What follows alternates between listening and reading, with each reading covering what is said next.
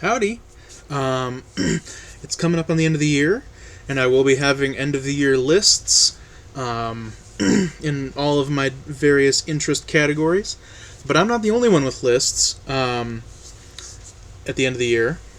And earlier in the year, I made a video talking about a blog post that Dennis Cooper made about his favorite books, things, all sorts of things, but I focused specifically on his fiction picks for his favorite books of the year so far. Well, the end of the year is here, and yet another blog post has arrived, and so I thought we would catch up with Dennis and see what else there is that he has enjoyed this year. So I'm not going to be talking about anything that it is on the first half of the year list, because I did that video already and I talked about those books already, and there's a lot of cool stuff on there, like the lovely book Bonding by Maggie Siebert, which I read earlier this year and I did a review of, and it is incredible. Book of short stories, horror stories, very wonderful and disgusting and everything you could want. Also on that list is this guy here, Rituals Performed in the Absence of Ganymede by Mike Harrow. Picked this up not too long ago. Cool little book. I'm excited to read it. And there are a number of other things on there that sound really great, and I'm excited to check out. So today we're just going to be looking at the stuff that he has added. I would assume he has read in the back half of the year. So no repeats. This is all new stuff. So first up, we've got Harrow by Joy Williams. And we will read for these books, because I'm going in totally blind. You're going to see me react, so there's going to be a lot of editing for me, cutting out all the dead air as I Google the books and stuff. So I'm just going to read the Goodreads summaries for these, and maybe give my thoughts about how intriguing they sound. So, Harrow by Joy Williams, published by Knopf. I think the only major, one of two, it looks like, major publishers on this list. Most of the stuff on here is from smaller presses, many of which I am familiar with, and you may be as well.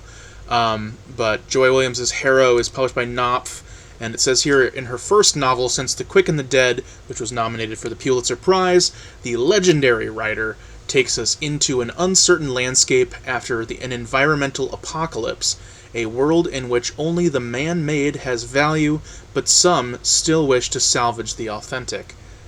I feel bad. Why do I not know this name if she's Pulitzer Prize nominated legendary author? She's in her 70s, so she's been writing for a while, I assume. First novel, 73, State of Grace. The Quick and the Dead, that sounds familiar. Some of these titles sound familiar, but I don't...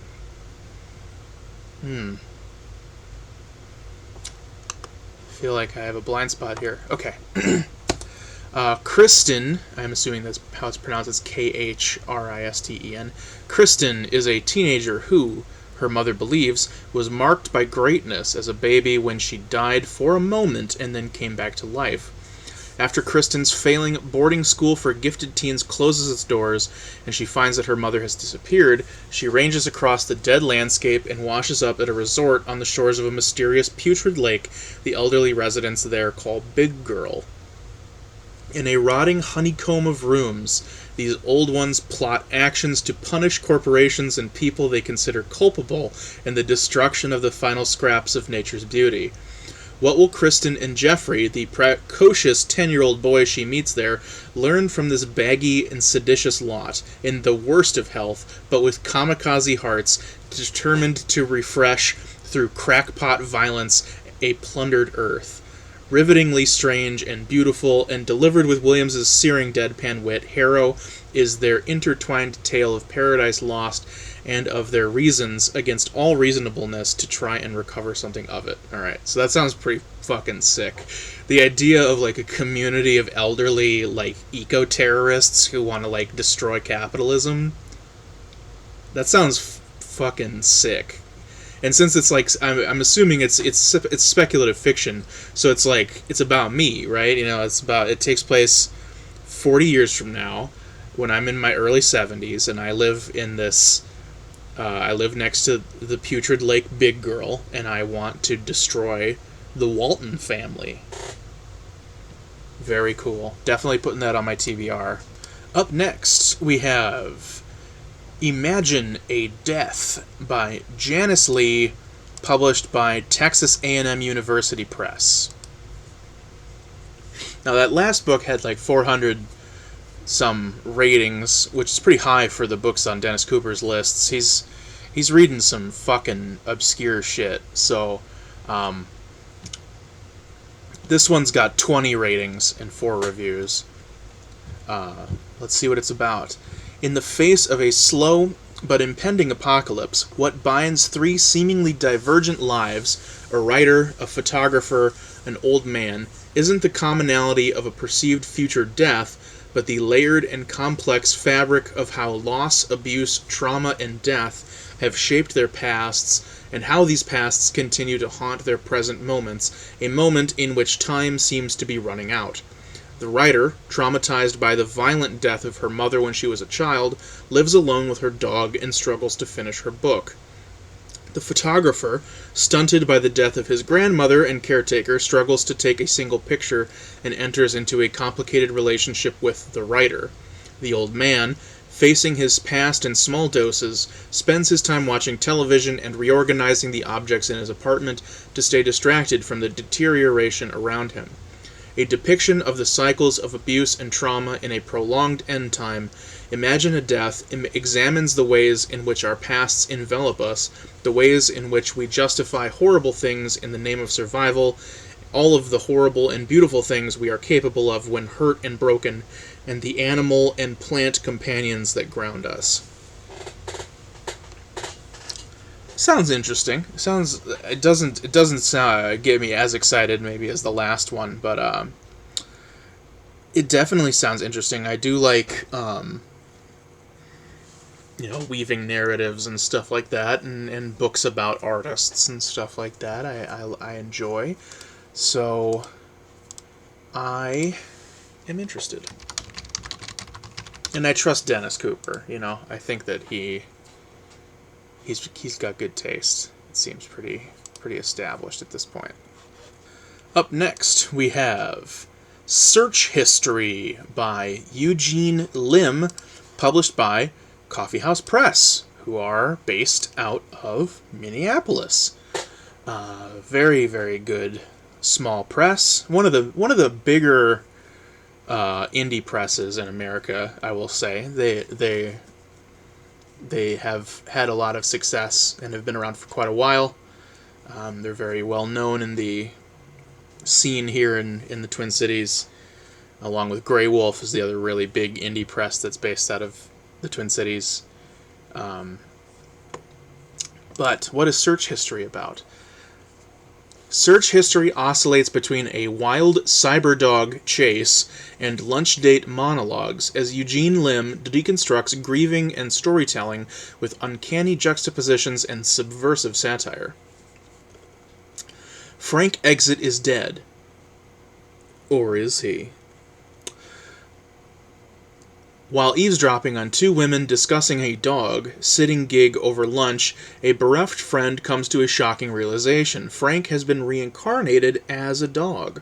This epiphany launches a series of adventures interlaced with digressions about AI-generated fiction, virtual reality, Asian American identity in the arts, and lost parents, as an unlikely cast of accomplices and enemies pursues the mysterious canine.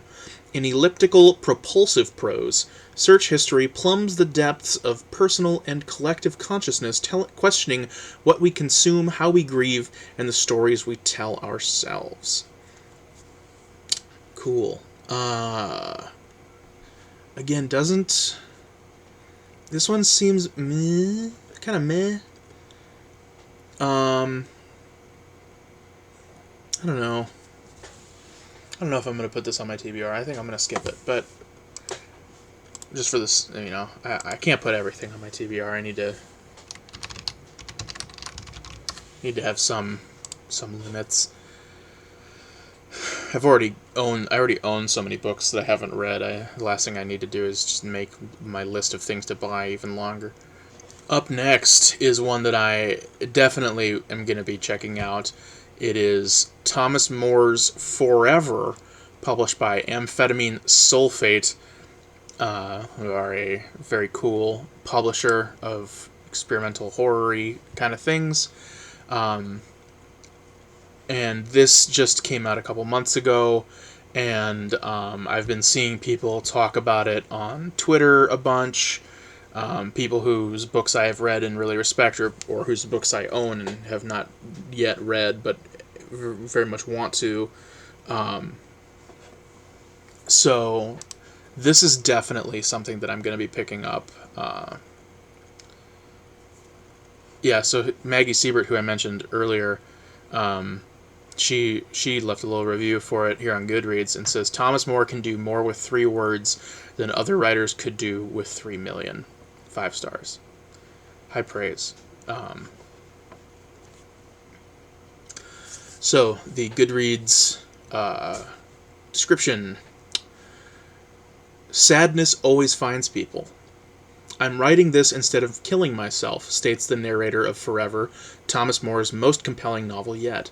A young man travels alone to Paris to see out his days in painful reflection and sexual abandon until the money inevitably runs out.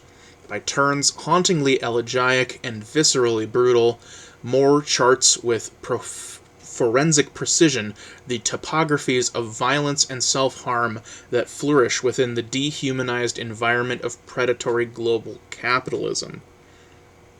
Unflinchingly crafted in exquisite prose, Forever is a vividly political and intensely personal vision of life and language pushed to the very limits. We are always told that things should be more, everything should be bigger, better, owned, ownable. Things should be forever, even though nothing is forever. And then we've got a quote here. Thomas More is one of the best writers the world has in stock, Dennis Cooper. And then at the bottom, we've got a little blurb about other things that he has written. So yeah, that's just like, there's so many boxes being ticked there. Of things that I like and am interested in, and this is definitely one that I'm going to be picking up like as soon as I can. Really, I'm very interested in reading this. Next, we have something I can't tell you a single thing about. Garielle Lutz, or Lutz, I'll go with Lutz. The book is called Worsted, and it is from Short Flight Long Drive Books, who I've never heard of before. And we don't have much to go off of here. Worsted is a collection of 14 news stories by the author of The Complete Gary Lutz. Some excerpts appeared in Chicago Review, Lake Effect, and South Carolina Review, as well as online at Hobart, Post Road, and the Southwest Review. Looks like Chris Villa over at Leaf by Leaf put it on his TBR. Let's see if we can find out anything from the reviews. Kevin rated it 5 stars. Having known and been a huge Lutz fan for a couple of decades now, wow, so this person's been around for a while, it's intriguing to see the subtle changes in her writing career.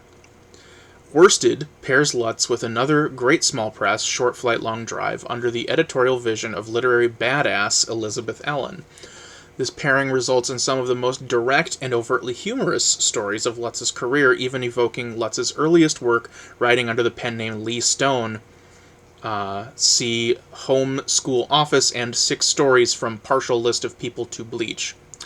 This slightly pared-down style is more evident in the 54-page opener, Worsted. The story, Rules for Tenants, could almost be a McSweeney's humor piece. That is a compliment. Other stories startle us back into Lutzian sentence land, a land where words and language create new sensations and images in your brain that you never knew were in there. I've quoted from Lutz's stories many, many times in the past, but this time I'll leave it up to you, because the joy of reading Garielle Lutz is the shock of how she makes the story form a new original animal with every book. Wow. And I'm scrolling down, and every single review for this is 5 stars. Yeah, I think I gotta read that. I do love me some short stories. Quite truly. This person, she's been writing for, interesting, on Goodreads. She doesn't have any other books listed. I wonder if okay, so they're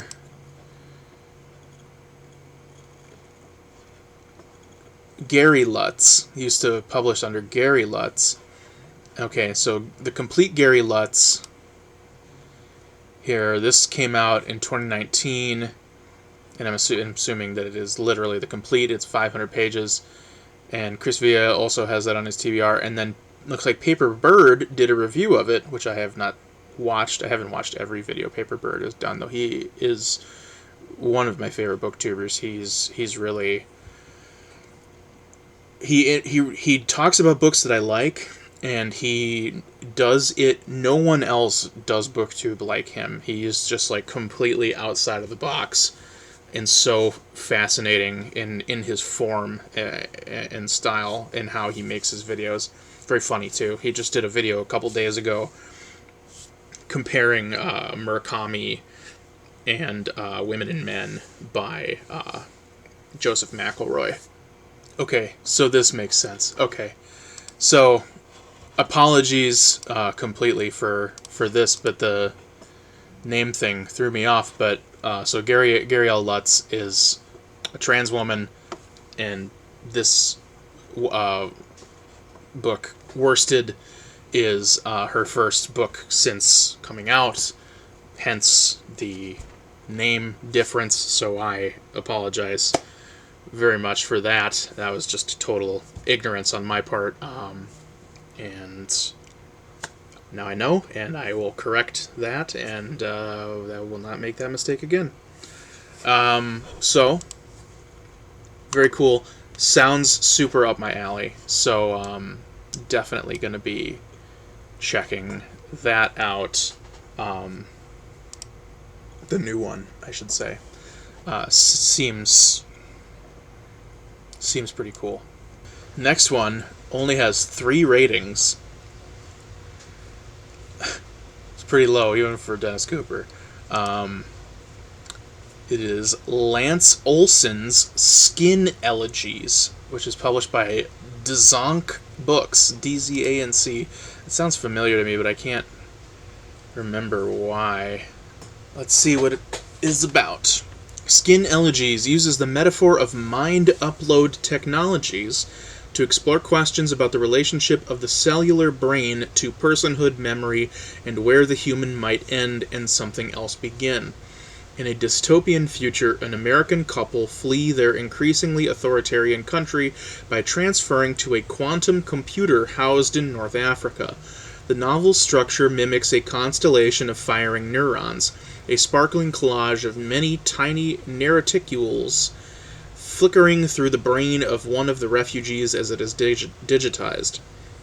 These narraticules comprise 9 larger stories intersecting with memorable moments in human time: Fukushima disaster, the day the internet turned on, the final hours of the Battle of Berlin, John Lennon's murder, an assisted suicide in Switzerland, the Columbine High School massacre, a woman killed by a domestic abuser, a Syrian boy making his way to Berlin, and the Space Shuttle Challenger disaster. With his characteristic brilliance and unrivaled uniqueness, Lance Olsen delivers an innovative, speculative literary novel in the key of Margaret Atwood, Stanislaw Lem, and J.G. Ballard. And we've got a little bio here of him on the side. He was born in 1956, which makes him pretty getting up there. He's 65 then. He received his BA from Wisconsin and his MFA from the Writers' Workshop at the University of Iowa. And then an MA and a PhD from the University of Virginia. He is the author of 11 novels, 1 hypertext, 4 critical studies, 4 short story collections, a poetry chapbook, and a textbook about fiction writing, as well as the editor of 2 collections of essays about innovative contemporary fiction. Long list of places that have published him and awards he has won. Teaches experimental narrative theory and practice at the University of Utah. Lives in Salt Lake and divides his time between there and the mountains of central Idaho. I'm not interested. It sounds similar-ish to a book I read earlier this year called The Infernal by Mark Doughton, which is a very interesting book that also is sort of this techno nightmare future, although that one is sort of more of an alternate history current weird book, where that book is about it takes place during the War on Terror in the Middle East, and American soldiers find this child on top of a step in the desert, and the child is severely burned all over its body. And I keep using "it's" because the child is so severely burned that they can't determine what sex the child is, because any trace of genitals or anything have been destroyed. And so they do what, of course, the United States military does best. They hyper-interrogate, use enhanced interrogation to figure out what's going on with this child, how it got there, etc. But the way that they do this is by using this machine that is fictional, called the Memno sign, which was created by Jimmy Wales, the founder of Wikipedia, who in the story of The Infernal is a mad genius scientist who had to be locked away in prison. And it is this machine that you hook up to the tongue and brain and stuff of the victim, and then it causes them excruciating pain, but it downloads their memories out of their body and it prints them all out onto paper. And for some reason he is not just expounding his own memories, but the memories of various people, fictional characters as well as fictionalized historical figures related to the War on Terror, like Osama bin Laden, or Condoleezza Rice is a really big one. But there's, again, alternate history where, Condoleezza Rice in this is not, a high-ranking cabinet member of the Bush administration. She's, a disabled photographer, and, it's very weird. It's a very weird book. But it's all sort of this weird techno, cyberpunky, but not really, I don't know. But this sounds kind of similar, where there's all these different sort of narratives that are flowing, but it sounds very experimental and weird. So I definitely would like to check out Skin Elegies by Lance Olsen. Next, we have a book whose title is partially got French in it, so I'm going to say it wrong. Published by Shabby Doll House. Never heard of them. Lucy K. Shaw. The book is titled Trossime Veg. Trossime Veg. I'm going to go with that. And we've got a very short little description here. Writing, running, reading poetry, talking with Chinese children, eating cheese, and drinking red wine with death in the distance. Trossime Veg is an epistolary novel, non-fiction novel, set in a small French town.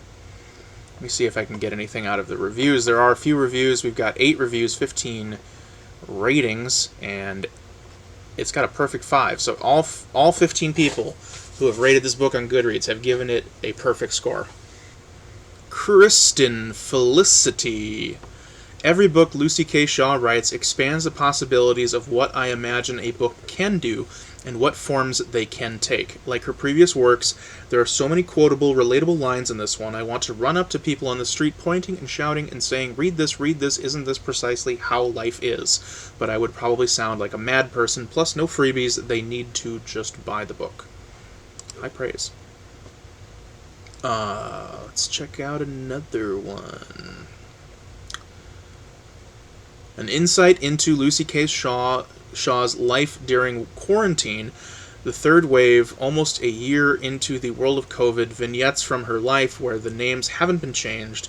I love Lucy's honesty in how she reflects about current events, deaths of people she knew, her disinterest in socializing, her devotion to book club. Lucy remains true to her goal and succeeds in what she sets out to accomplish. I love her style of writing and will read anything she decides to publish, but of course I'm biased. How could I not be?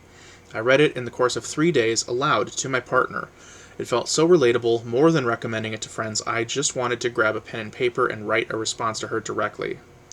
Thanks, Lucy, for the inspiration and for being a great connector and source of light. That was a review by Erica. Alright, they sold me. I do like autofiction, having, dabbled in it myself. And the overwhelmingly positive reception of everybody really impressive. So, yeah. Up next, from Publication Studio, another place I've never heard of, Nate Lippens with My Dead Book. So it doesn't have a blurb, it just has 2 pull quotes. First quote, "What a blistering book. With My Dead Book, Nate Lippens has created something truly fucking great. It's as if the storied stars of Lou Reed's Walk on the Wild Side overshot Manhattan and wound up in Wisconsin." Wisconsin sucks. "Broke and blue with cold and depressed beyond belief by the thought that this nowhere is now home. It's a bitter pill, but I love bitterness, and who doesn't love pills?" That is from Derek McCormick, the writer of, forgive me, Castle Faggot, and The Well-Dressed Wound, and Dark Rides. Never heard of him. Second quote, "There's no doubt to this book. You'd think that was a flaw, but it's been burned away. My Dead Book is not short, though it is brief. It's loving, bittersweet, and actually courageous because it tells a story that is slightly unbearable because it's all secret, awful hard, bad secrets, and funny as hell. Nate's balancing act works because the heart of it, this novel, is true, even though it's often heartless. It's simple. He knows what things are worth. When you need the sea or a bird, they're there like they never were before." That's from Eileen Miles. And then it says, My Dead Book is the 12th book in the Fellow Travelers series. Don't know what that means. Let's get a review, just one review, so I can get a little bit of a better idea. This is from Richard, who gave it 5 stars. "Stunning. You'd think a novel about a person thinking about their friends who have died, about their own life on the knife's point, would be depressing, but no. This book is a gem. Yes, there is sadness, grief, pain running through it, but there is also wit, a toughness, a propulsive voice that keeps you reading. I savored this book. I could have read it in 1 or 2 sittings, but I loved spending time with this character and his cast of friends. Each small section gleams. Read it. One of the best works of queer literature that I have read in quite a while." I'm sold. A book about dead friends and your own life on the knife's edge. That also sounds kind of achingly familiar to my own work, my own book that I wrote. And it's a little baby book. It's 147 pages. Up next, we've got a book I own. It's Drifter, story collection by David Leo Rice. I saw David when I went to the 11/11 event that they did for the Twin Cities Book Festival. He was one of the 2 hosts of the event.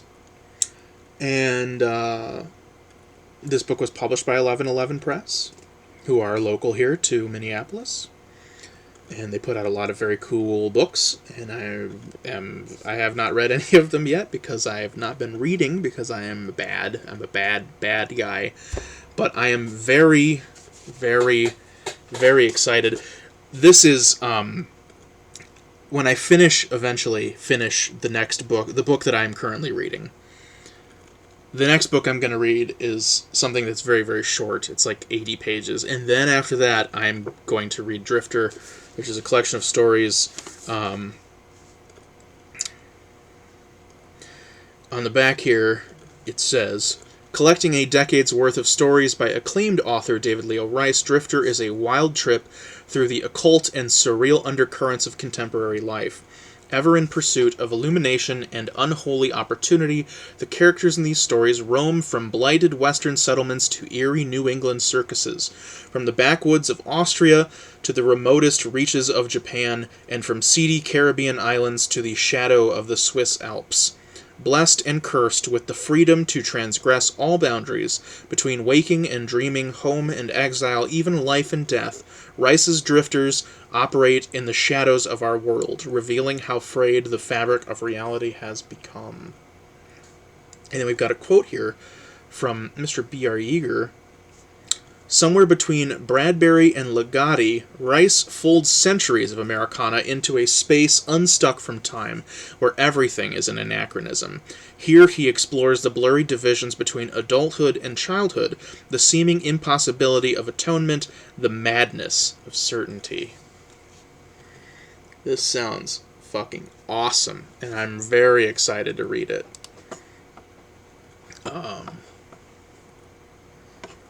Yeah, and I have it, so I will read it soon, very soon. I don't know, it's probably not going to happen before the end of the year.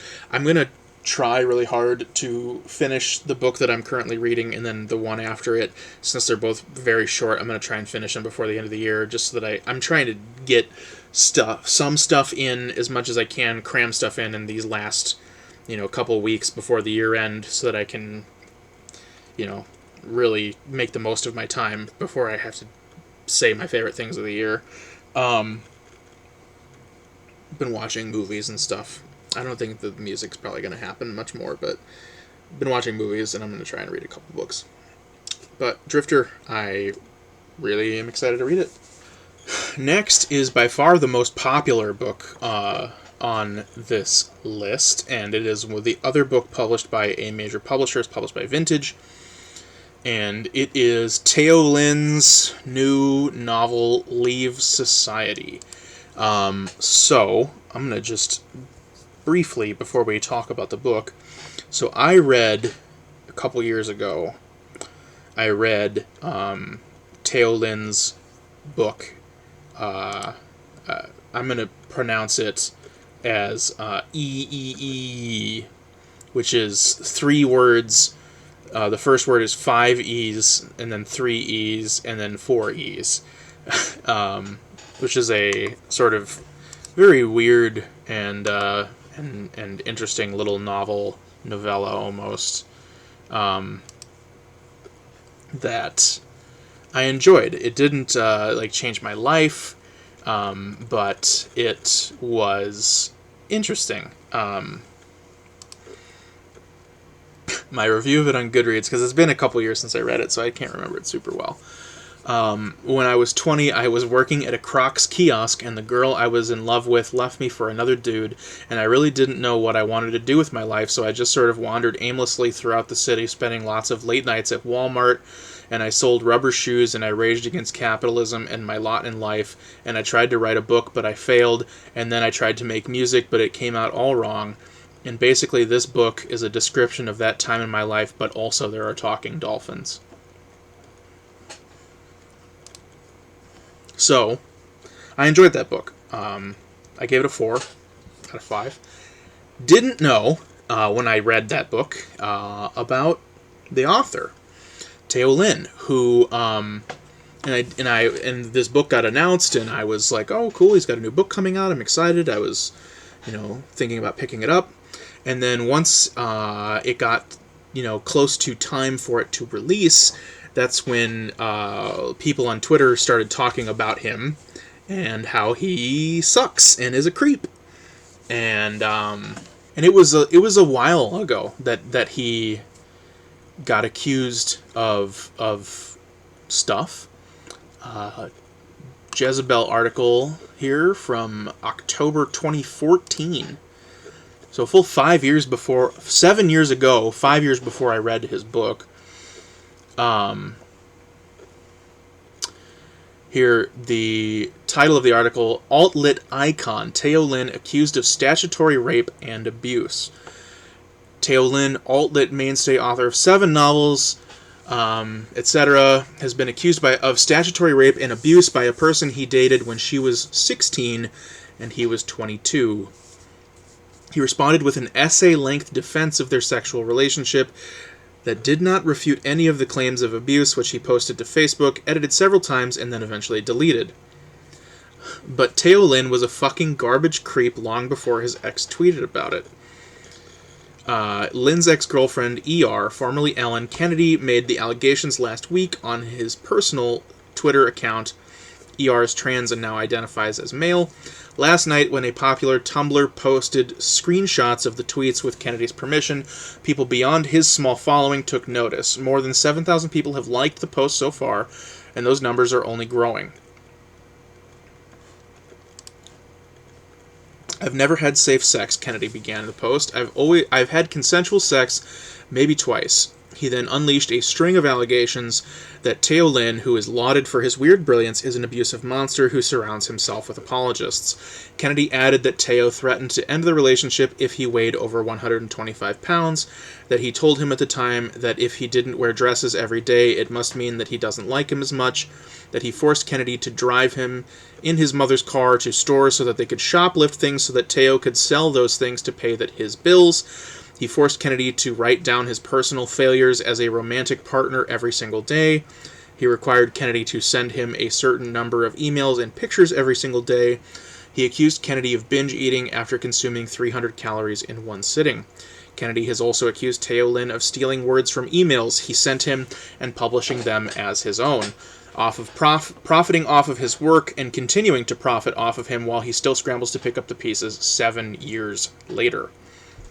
It didn't take long for anger over Kennedy's allegations to spill over into Taiyo Lin's Facebook page. In response, Lin acknowledged that yes, he and Kennedy had had sex in Kennedy's parents' bed when he was 22 and Kennedy was 16.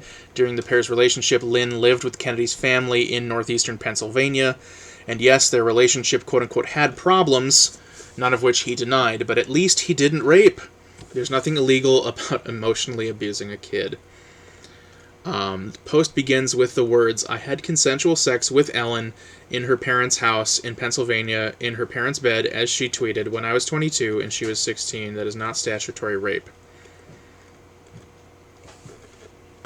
Multiple sources who have interacted with Lin describe him to Jezebel as strange, creepy, and bizarre. Nobody who had interacted with him seemed surprised that he would treat a teenage girl the way Kennedy alleges that he treated him. The pronouncing here is bad. I'm sorry. According to a female staffer at a publication where Lin frequently freelanced, she felt uncomfortable at work for months because, quote, he felt influential and he was just such a creepy asshole, and everyone was like, he's just weird and strange and brilliant.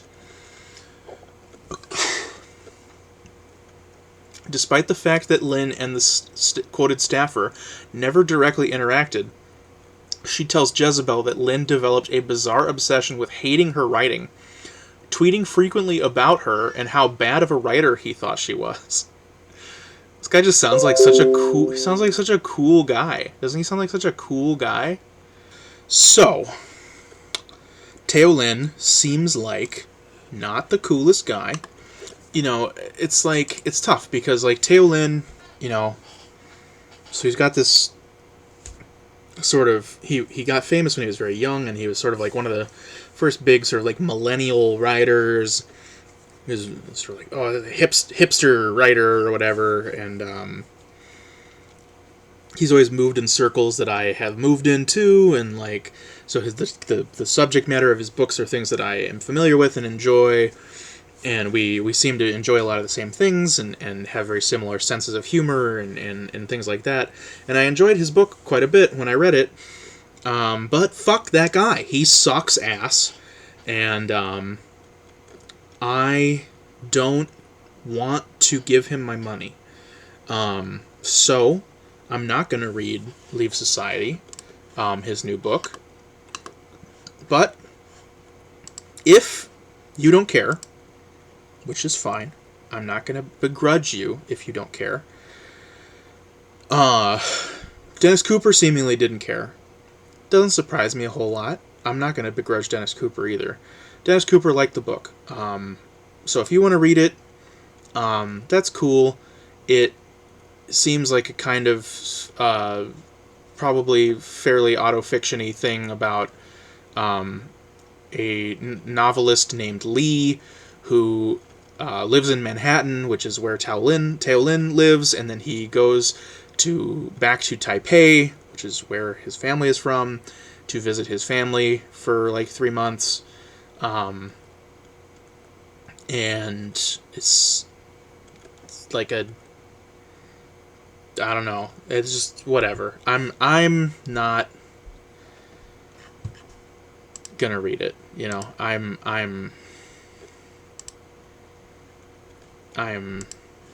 not gonna read Leaf Society. There are plenty of books that I want to read by people who are cool.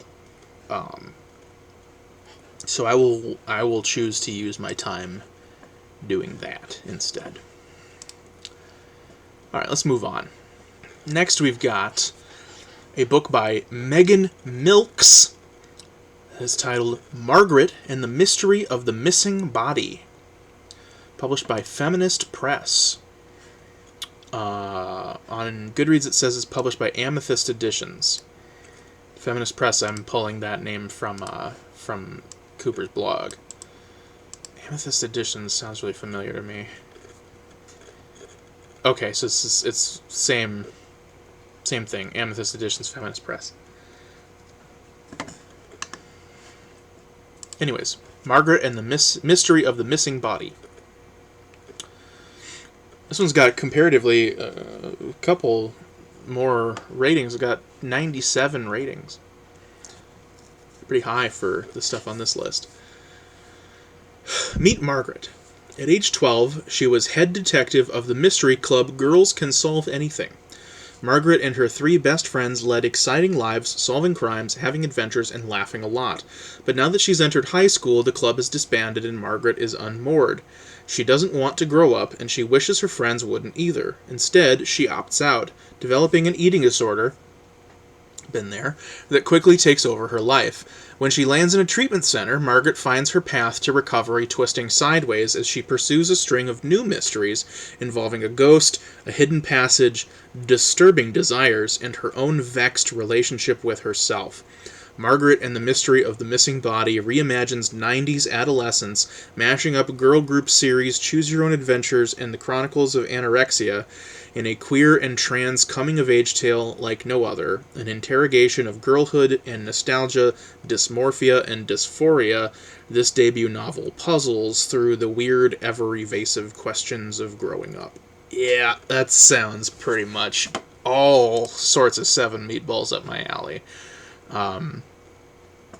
You know, there's a lot of stuff in there that I like and am interested in. Megan, the author here, has a review on the Goodreads page, and it's just a list of a bunch of pull quotes. And there's, what if all those 90s book series about girlhood had been truly honest about the process of growing up? You'd get this wonderful book, a comforting facade that opens into an entrancing and wildly innovative gut renovation of the genre, with an interior that lays bare the hidden workings of life I wish I'd known on my first run through adolescence. Brilliant. And that is a quote from Tori Peters, who wrote Detransition Baby, which is one of the big, very popular, very acclaimed books of the year this year. Very cool. So that sounds great. I am definitely interested in that. Well, you know, usually the stuff on Dennis's lists doesn't have many ratings. However, this one has 0. Has not been rated or reviewed a single time. However, I do believe that is because it's listed as its expected publication date is July 5th of next year. from the publisher And Other Stories. Author is James Greer, and the book is titled Bad Eminence. Meet Vanessa Solomon, a privileged and misanthropic French-American translator hailing from a wealthy Parisian family. Her twin sister is a famous movie star, which Vanessa resents deeply and daily. The only man Vanessa ever loved recently killed himself by jumping off the roof of her building. It's a full life.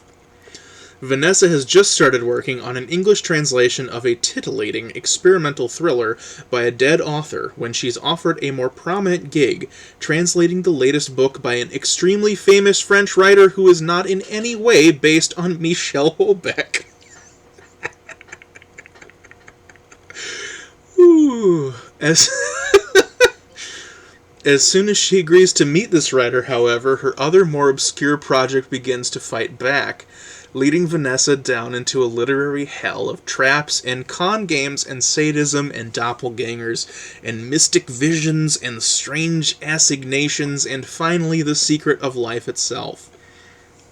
Peppered throughout with sponsored content, providing cocktail recipes utilizing a brand of liquor imported by the film director Steven Soderbergh, and with a cameo from actress Juno Temple, Bad Eminence is at once an old-school literary satire in the mode of Vladimir Nabokov, or Nabokov as it's actually pronounced, I don't know why I said it like that, as well as a jolly thumb in the eyes of contemporary screen life and digital celebrity. Holy shit, this sounds awesome.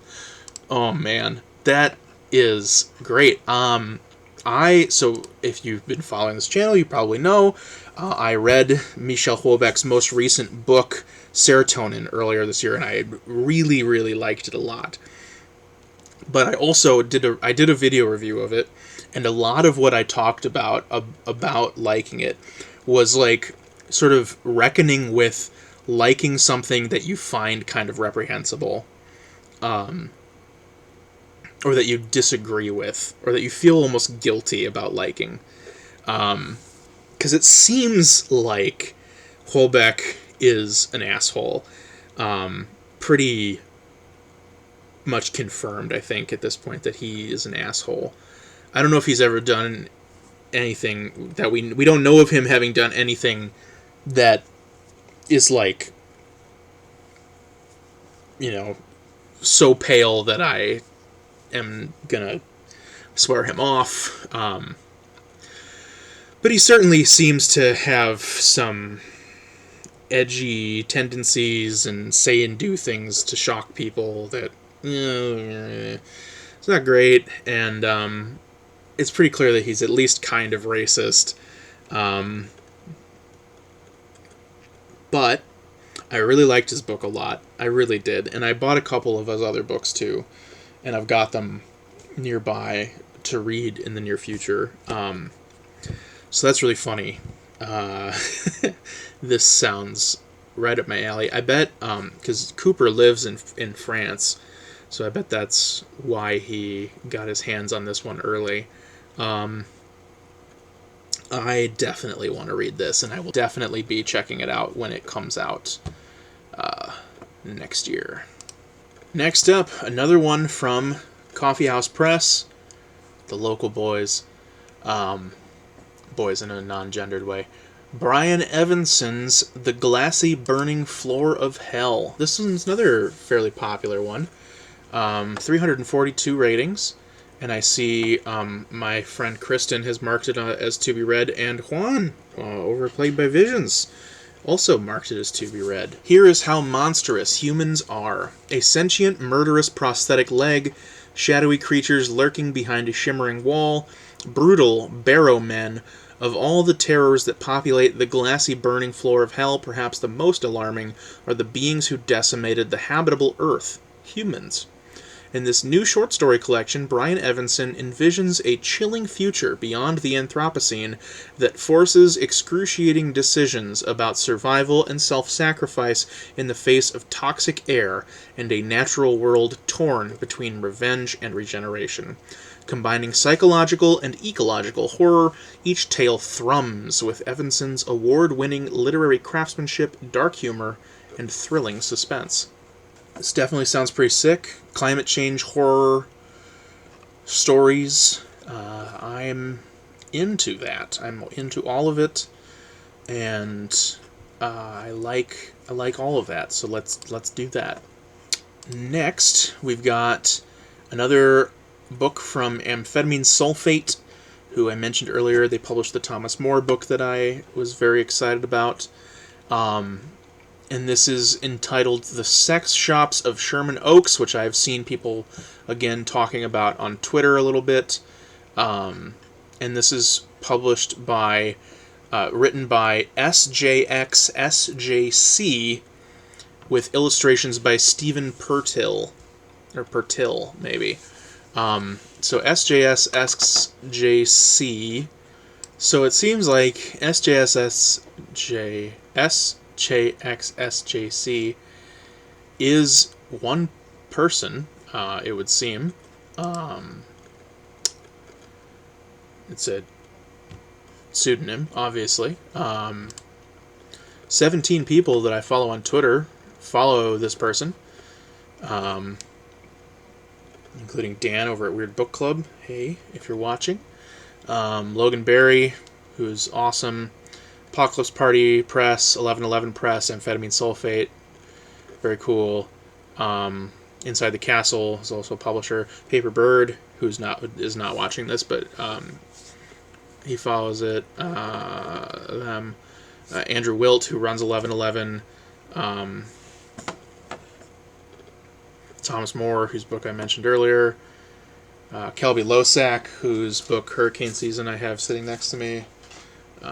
David Leo Rice, who I talked about earlier. Expat Press, who initially published Bonding by Maggie Siebert. Mike Correo, whose book I mentioned earlier. Rituals Performed in the Absence of Ganymede. And Blake Butler. So, quite a star-studded list of mutuals.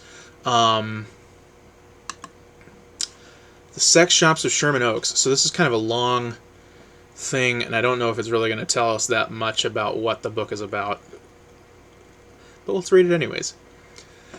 Seismic shocks throughout the bigger cities of Earth. A plane crash in San Francisco. Sexology as detailed by American nymphomaniacs. Drugs manufactured from Hindu guidelines. Outdoor furniture burning on the lawns of Indianapolis. I take a deep breath, my filthy hand full of numerous ideas. They administer the medical treatments to Madhab. His skin smells burnt. He is stabbed by unknown substances. All rubber shuffling upon him. Tropical fruit eaten around campfires. Coyotes constructed from human bones. Carnal worlds involving shampoo in soiled beds. We strangle in the stairwells at night. We strangle in hotel rooms and on patios. Beneath bedsheets or brown paper, we invite the hotel staff to join us. The brutal lunge of a foam head. Soda bubbles as the blood drools. Index finger in the red mist. Dark-haired soldier with an unidentifiable accent. Madhab wears dark glasses and hangs out with big drug users. Madhab thinks that obedience is an adrenaline rush. He likes tugging off relief workers and UN peacekeepers in the toilet facilities.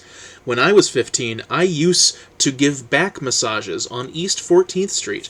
I'd lick the oil smells from Madhab's underarms. Memories of the cool night air at the open swimming pavilion. The red lacquer corner pillars by the change rooms. Madhab gets me back to the hotel room. White shirt tight against his chest. I burn up. He opens his mouth, moss and plaque, dry toothpaste on lip. Dangerous gang members flood tribal areas. SWAT team in Kandahar. The gorgeous mountains of Afghanistan. Toad-like fingers over the strategic footholds. Negative forces infiltrate Madhab's psychic energy. Machine guns against the dark blue sky. White stabs of lightning. The electrical world.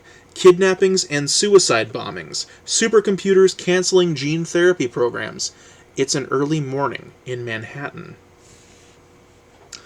I was right. It does not tell us anything. Let's look at the reviews. Maybe that'll be a little more enlightening.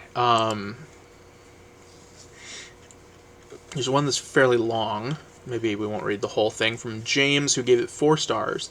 Non-linear, non-narrative, non-novel? Question mark. Concerning the sexual and murderous exploits of an unnamed narrator of polymorphous gender and a shape-shifting man named Madhab. I say man, though in truth there is a scene where he has a clitoris as well. Let us just say that Madhab is a complex structure. These two boffins have a complicated love-hate relationship in that they spend the entire book either fucking or strangling each other in a variety of picturesque locales. Under neon signs, atop wooden kitchenettes, beneath mushroom clouds, in the dead spaces, at Weehawken motels. Luckily, what happens at Weehawken stays in Weehawken. Thankfully for the two, no matter what misfortune befalls them, they come back to life again and again like Looney Tunes characters or comic book superheroes. And it's not all doom and gloom. On page 135, for example, the duo, quote, eat a decent meal of waffle fries and cheeseburgers, unquote.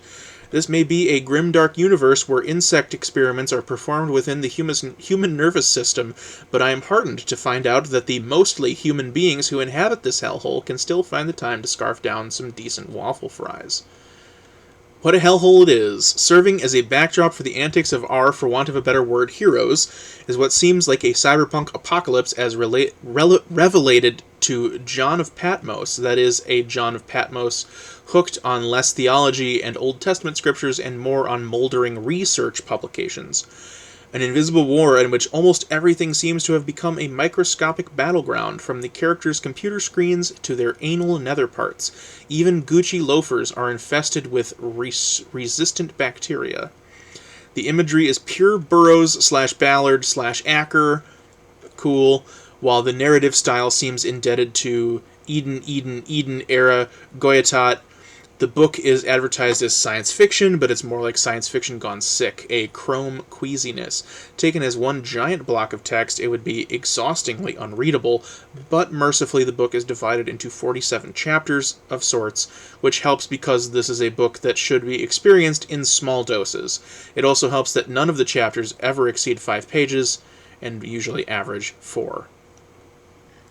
Makes sense, it's only 190 pages, so...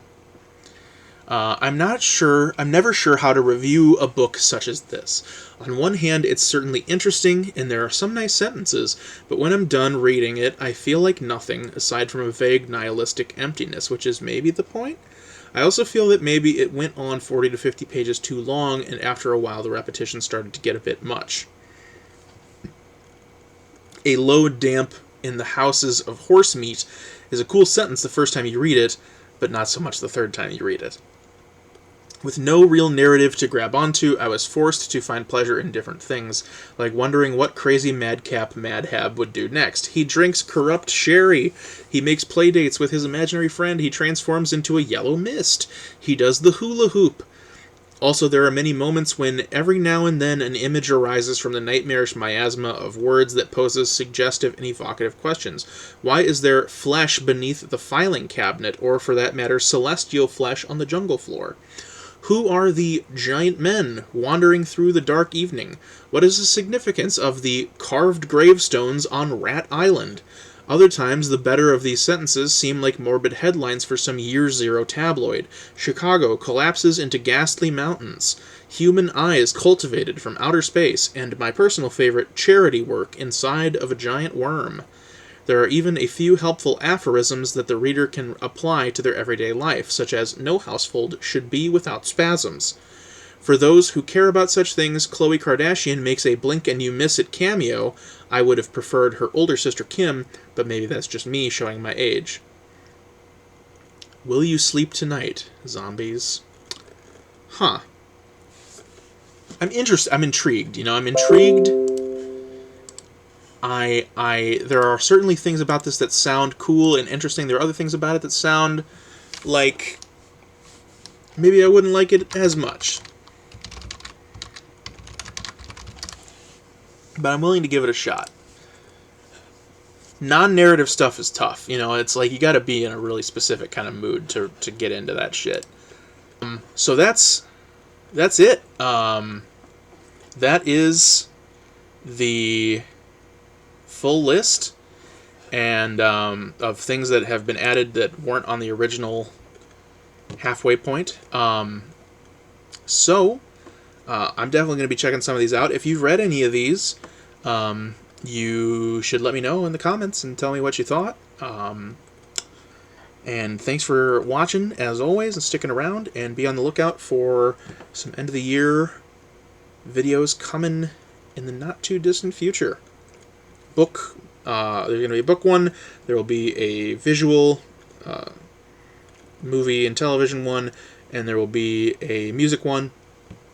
I don't think that there's going to be a game one, because there haven't been that many games I've played this year. But we'll see. So, yeah, thanks for watching. Have a good night.